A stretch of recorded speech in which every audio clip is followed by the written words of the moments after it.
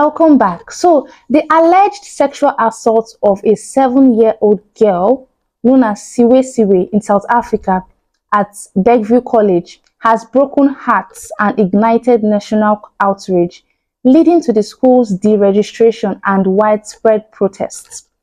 How can we ensure that justice is not just served in courtrooms, but in how institutions, schools respond, protect, and support survivors from the very beginning? You know what's good about this story, right? Is social action. So there are societies, and as we go on, as countries grow and as countries develop, policies are created, and what should follow policy making is implementation. But what really drives policy and what drives implementation is social action, which is what you can see in this case that we have, where the school has tried its very best to cover up the story. Very sad that a 7-year-old child had to be affected by all of this, and you can imagine the grief of the parents.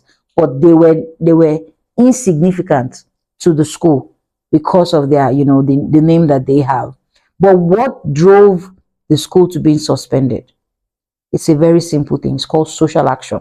Social action is when people in a community, in an institution, in our society, when people decide that we've had enough, that enough is enough, and so what do? We will fight back.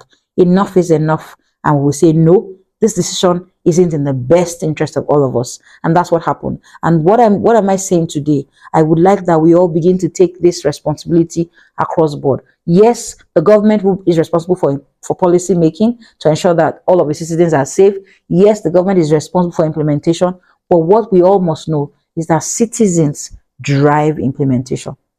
If citizenry do not know what their rights are, if citizenry do not know where a human being's life is affected, and it pushes them to act, to create, social a buzz or create noise about an event, nothing happens with governance, which is sad in itself. But what do we know? What do we need to understand? Social action is important. Sometimes not on the street. Sometimes it's not just going on the street. But social action is also define what is available, what the choices are, right? And I hope that we all take this away and understand that these are human lives being lost to, someone's idea of fun or pleasure. And a 7-year-old child is being affected. So imagine that there's no age that is safe when it comes to sexual assault. But how can we help? Social action is the key.